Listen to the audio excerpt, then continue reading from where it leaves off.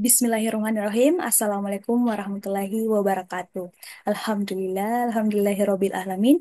Wassalatu wassalamu ala asyrafil anbiya'i wal mursalin sayyidina Muhammadin wa ala alihi wa sahbihi ajmain amma ba'd. Puji dan puji syukur kita panjatkan atas kehadirat Tuhan Yang Maha Esa, serta salawat dan salam tak lupa kita panjatkan atas junjungan kita Nabi besar Muhammad Sallallahu Alaihi Wasallam. Selamat pagi dan salam sejahtera untuk kita semua. Izinkan kami dari kelompok satu mata kuliah metodologi penelitian akan membahas tentang penelitian pre-eksperimen desain. Eh, Selanjutnya, kami beranggotakan tiga orang, saya sendiri yaitu Lutfi Azara Ismail. Yang selanjutnya ada Jelita Saputri dan Saudari Adiarti. Nah, untuk mengefisienkan waktu, pemateri pertama akan membahas materi yang pertama. Kepada Saudari Jelita Saputri, saya persilahkan. Baik, terima kasih atas kesempatan yang diberikan kepada saya untuk mempresentasikan materi pada pagi hari ini. Yang pertama akan saya bahas mengenai pengertian penelitian pre-eksperimen desain. Nah, penelitian pre-eksperimen desain ini merupakan eksperimen yang belum sungguh-sungguh sebab masih terdapat variabel luar yang juga ikut berpengaruh atas terbentuknya variabel dependen. Jadi eksperimen yang merupakan variabel dependen itu bukan semata-mata dipengaruhi oleh variabel independen. Hal ini dapat terjadi karena tidak ada variabel kontrol dan sampel tidak dipilih secara random. Menurut Creswell mendefinisikan bahwa per-eksperimen desain ini sebagai desain yang tidak melibatkan pengacakan partisipan ke dalam kelompok perlakuan kontrol. Desain ini biasanya digunakan untuk mendapatkan pemahaman awal tentang efek satu intervensi dengan mengukur variabel sebelum dan sesudah perlakuan. Kemudian Campbell dan Stanley menyebutkan bahwa per-eksperimen desain adalah eh, desain yang memiliki suatu kelompok yang diobservasi sebelum dan setelah perlakuan tanpa adanya kelompok kontrol. Mereka menekankan bahwa desain ini seringkali digunakan dalam konteks pendidikan dan penelitian sosial untuk mengeksplorasi hubungan antara variabel. Kemudian Frenkel dan Wallen menjelaskan bahwa pre-eksperimen desain seringkali digunakan ketika peneliti tidak dapat melakukan eksperimen acak. Kemudian mereka menyatakan bahwa meskipun desain ini lebih sederhana, hasilnya mungkin kurang kurang valid karena tidak adanya kontrol terhadap variabel luar. Kemudian Sugiono menjelaskan bahwa per-eksperimen desain melibatkan satu kelompok subjek yang diukur sebelum dan sesudah perlakuan. Ia menekankan pentingnya analisis data untuk menentukan apakah ada perubahan signifikan sebagai akibat dari perlakuan yang diberikan. Jadi dapat disimpulkan bahwa penelitian per-eksperimen desain merupakan eksperimen yang belum sungguh-sungguh sebab masih terdapat variabel luar yang juga ikut berpengaruh atas terbentuknya variabel dependen yang digunakan untuk mengeksplorasi efek suatu intervensi tanpa melibatkan pengacakan partisipan ke dalam kelompok perlakuan dan kontrol. Kemudian yang kedua, karakteristik penelitian per-eksperimen di mana yang pertama penelitian eksperimen ini memiliki karakteristik tidak ada kelompok kontrol. Jadi tidak menggunakan kelompok kontrol yang terpisah, sehingga hal ini menyulitkan peneliti untuk menarik kesimpulan sebab akibat yang kuat karena tidak ada perbandingan dengan kelompok yang tidak menerima perlakuan. Kemudian poin yang kedua yaitu sampel tidak acak. Jadi proses pemilihan partisipan yang tidak menggunakan metode pengacakan. Dalam konteks penelitian, ini berarti bahwa peneliti memilih individu atau kelompok berdasarkan kriteria tertentu, bukan secara acak dari populasi yang lebih besar. Hal ini dapat dilakukan karena berbagai alasan, termasuk keterbatasan waktu, sumber daya, atau kesulitan dalam mengakses populasi yang lebih luas. Kemudian poin yang ketiga yaitu kontrol yang lemah terhadap variabel luar. Jadi peneliti memiliki kontrol yang sangat terbatas terhadap variabel-variabel lain yang mungkin memengaruhi hasil penelitian. Kemudian poin yang keempat yaitu sederhana dan mudah dilaksanakan. Jadi desainnya relatif sederhana dan mudah diimplementasikan sehingga cocok untuk penelitian awal dan atau studi jajakan. Kemudian poin yang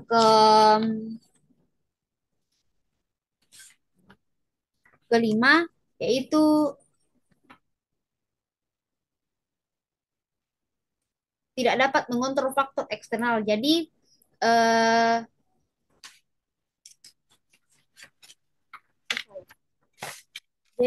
poin yang kelima yaitu validitas internal rendah karena kurangnya kontrol dan randomisasi. Validitas internal penelitian preeksperimen rendah. Jadi sulit untuk menyimpulkan sebab akibat yang meyakinkan. Kemudian poin yang keenam yaitu cocok untuk penelitian eksploratif. Jadi desain ini cocok untuk penelitian yang bersifat eksploratif di mana tujuannya adalah untuk mendapatkan gambaran awal tentang suatu fenomena atau mengidentifikasi potensi masalah penelitian. Eh, Materi selanjutnya saya berikan kepada teman kelompok saya.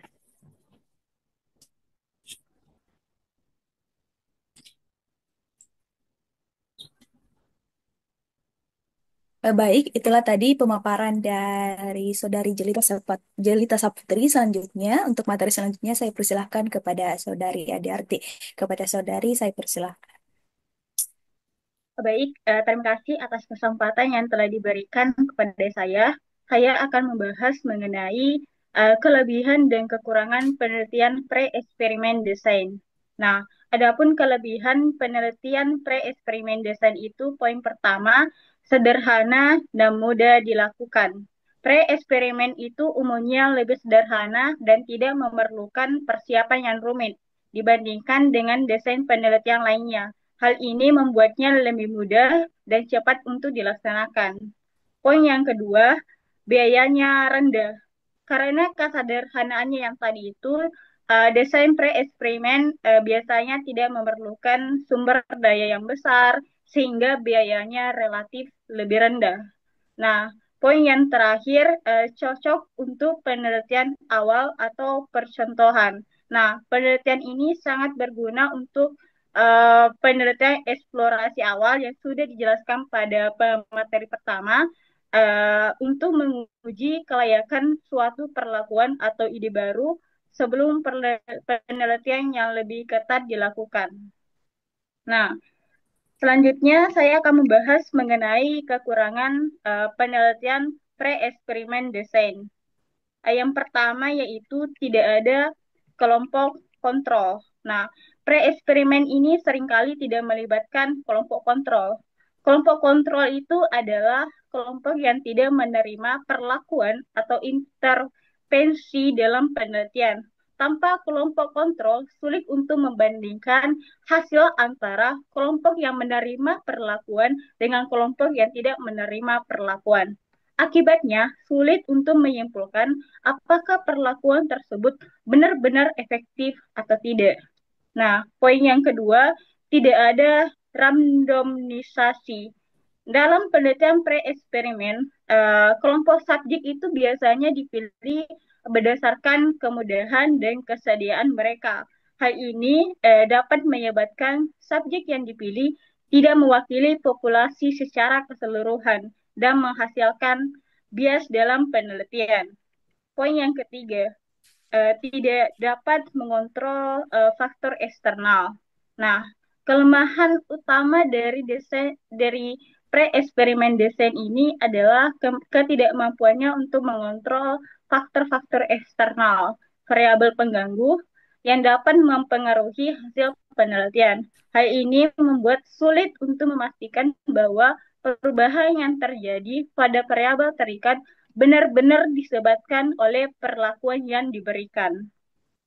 Nah, poin keempat, sulit menarik kesimpulan sebab akibat yang kuat. Karena kurangnya kontrol terhadap faktor eksternal, pre-eksperimen desain ini tidak disarankan untuk penelitian yang bertujuan untuk menguji hubungan sebab akibat yang kuat. Nah, kesimpulannya yang bisa ditarik dari penelitian ini mungkin tidak akurat atau menyesatkan. Nah, kekurangan pre-eksperimen desain yang paling terakhir yaitu validitas internal rendah.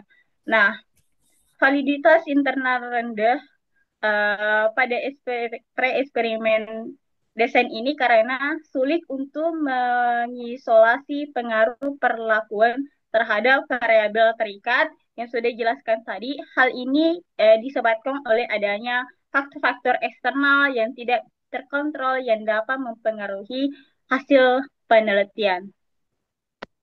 Nah, selanjutnya saya akan membahas jenis-jenis pre-eksperimen desain. Nah, menurut Berby 1999 dalam Nur Salam 2014, rancangan pre-eksperimen desain ini dibedakan menjadi tiga. Yang pertama, one shot case study. Yang kedua, one group pre-post test design, dan yang terakhir statistik group competition design. Nah, ketiga rancangan pre-eksperimen ini menggunakan cara yang berbeda-beda, namun setiap rancangan diberikan perilaku atau treatment.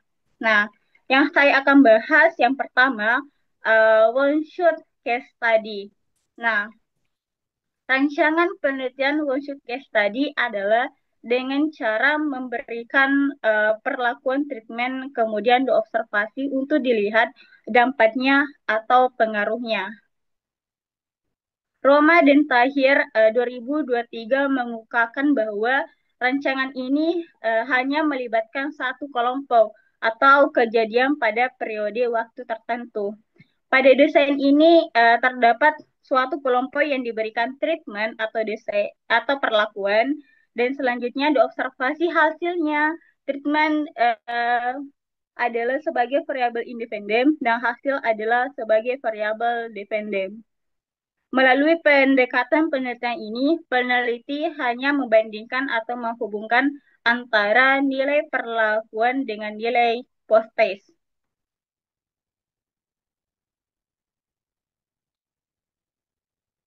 Selanjutnya, uh, uh, penelitian model one shot case study ini dapat digambarkan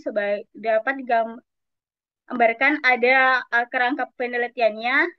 Penelitian memulai dari uh, menentukan subjeknya terlebih dahulu, kemudian memberikan perlakuan. Nah, setelah diberikan perlakuan, melakukan pengamatan atau pengukuran efek atau dampak. Nah, selanjutnya dampak efek itu dapat dilihat dari hasil pengamatannya. Nah, yang terakhir itu hasil pengamatan.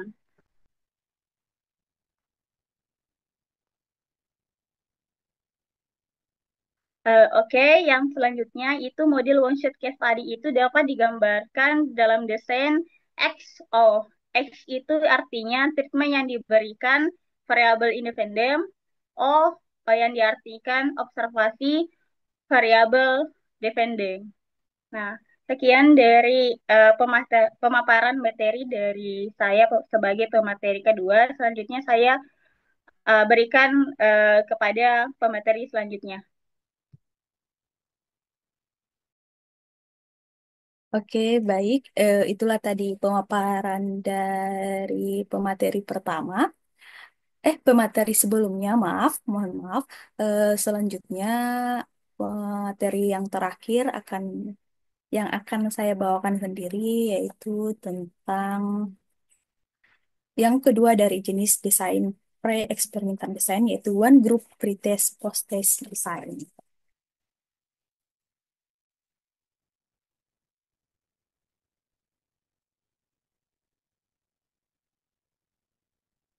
Yang kedua, yaitu one group pretest request design. Dalam rancangan ini, pengaruh atau efek suatu treatment diputuskan berdasarkan perbedaan antara pretest dengan posttest.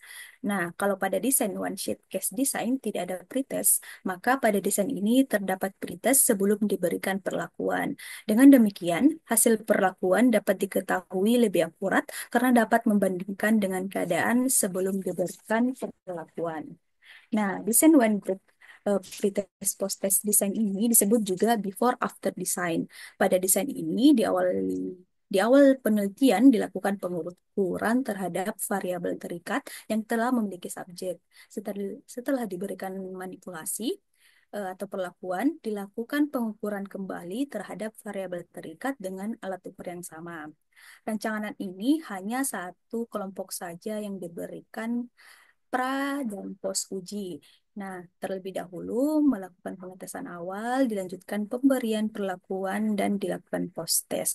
Selisih antara hasil post test dengan hasil pretest dinilai sebagai efek perlakuan hasil eksperimen. Dalam desain pengukuran terhadap variabel terikat dilakukan sebanyak 2 kali. Pengukuran pertama dilakukan sebelum manipulasi atau perlakuan. Pengukuran kedua dilakukan setelah manipulasi diberikan. Nah, desain ini dapat dilihat seperti gambar yang ditampilkan, yang di mana eh, O1 itu yang merupakan nilai pretest sebelum diberikan perlakuan, dan O2 yaitu nilai post-test yaitu setelah diberikan perlakuan, dan X yaitu manipulasi atau perlakuan, dan 0,2 dikurang 0,1 sama dengan pengaruh perlakuan.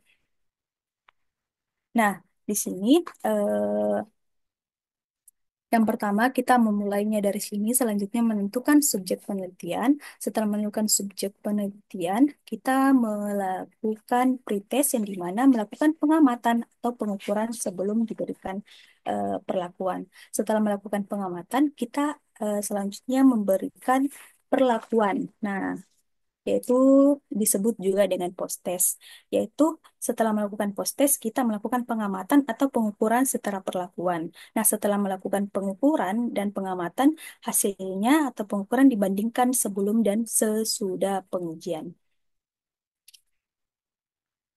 Selanjutnya yaitu intake group design. Rancangan intake group design disebut juga rancangan static group comparison atau rancangan perbandingan kelompok statik. Penelitian pre-eksperimental intergroup comparison adalah suatu penelitian yang dilakukan dengan cara memberikan perlakuan pada sebagian kelompok studi. Penelitian ini berbeda dengan jenis penelitian sebelumnya karena bagian kelompok yang diberikan perlakuan berasal dari kelompok studi penelitian. Adapun alur penelitian ini adalah sebagai berikut, yang dimana desain ini menggunakan 2 kelompok subjek yang diberi perlakuan yang berbeda. Kedua kelompok itu ditetapkan tanpa acak, misalnya diambil dari kelas yang telah terbentuk. Namun diasumsikan memiliki kemampuan yang setara dalam sebuah aspek yang relevan, yang berbeda hanyalah di dalam pemberian perlakuan. Seperti pada contoh desain yang ditampilkan. Adapun contoh bagannya yaitu yang mana kita menentukan subjek penelitian. Setelah melakukan subjek penelitian, kelompok coba dan kelompok kontrol melakukan bagiannya masing-masing, yang dimana kelompok eh, A yaitu melakukan pengamatan, di mana pengukuran pada efek dampak dan sebagainya. Dan kelompok kontrol itu di mana dia bertugas melakukan pengamatan atau pengukuran pada efek dampak. Nah, hasil pengamatan dan pengukuran tersebut dibandingkan dan dianalisis hasilnya.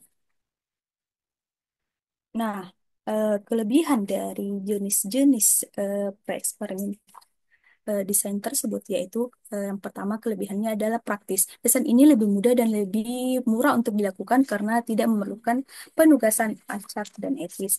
Kekurangannya adalah bias seleksi. Karena kelompok tidak dibentuk secara acak, ada risiko bias seleksi. Kelompok-kelompok mungkin berbeda dalam beberapa faktor lain yang dapat mengaruhi hasil penelitian.